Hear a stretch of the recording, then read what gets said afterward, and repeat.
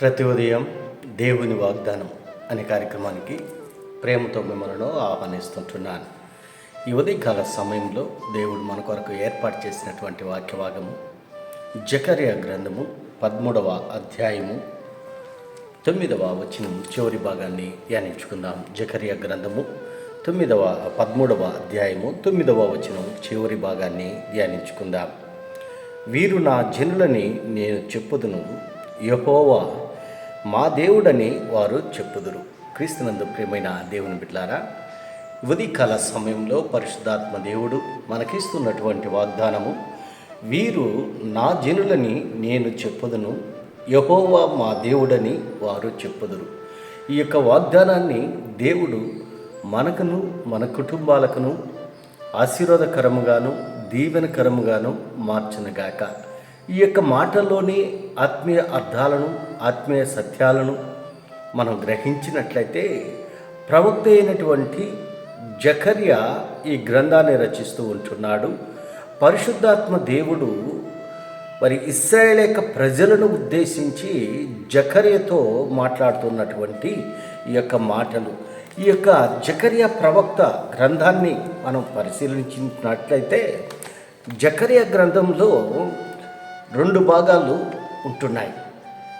ఒకటి మొదటి అధ్యాయం నుండి 8వ అధ్యాయాలు, క్రీస్తు పుట్టక మునుపు 520వ సంవత్సరము 518వ మధ్యకాలంలో జకర్యా యెరూషలేము యొక్క పునరుద్ధరణ గురించి, దేవుని యొక్క ప్రజల పవిత్రీకరణ గురించి దర్శనాల ద్వారా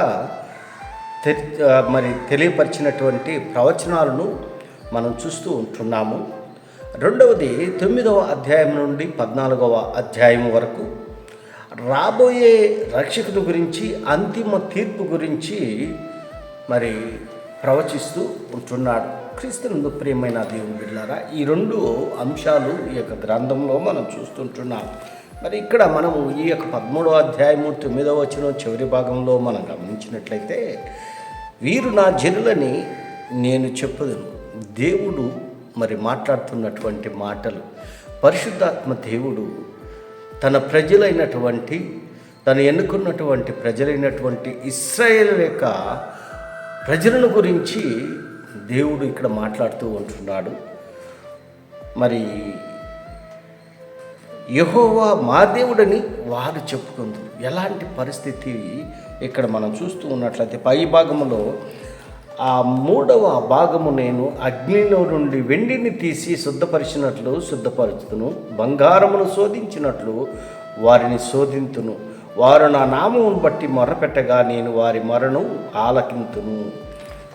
ఎప్పుడైతే ఆయనకి మొరపెడతారో వారి యొక్క మొరలను ఆలకిస్తానని దేవుడు ఇక్కడ మాట్లాడుతూ ఉంటున్నాడు. క్రీస్తునందు ప్రియమైన దేవుని బిడ్డలారా, దేవునికి మొరపెట్టడము, దేవునికి ప్రార్థించటము అనేది చాలా ప్రాముఖ్యమైనటువంటి మాటగా, అంశముగా మనం చూస్తూ ఉంటున్నాం.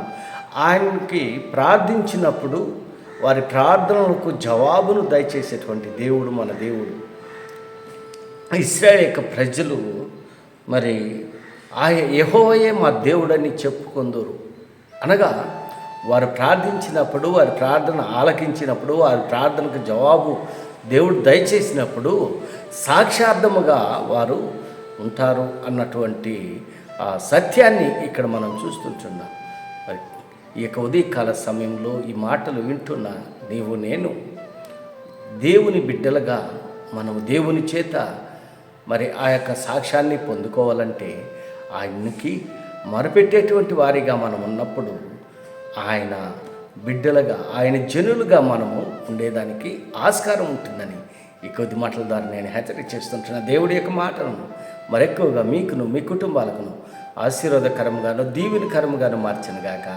ఆమేన్.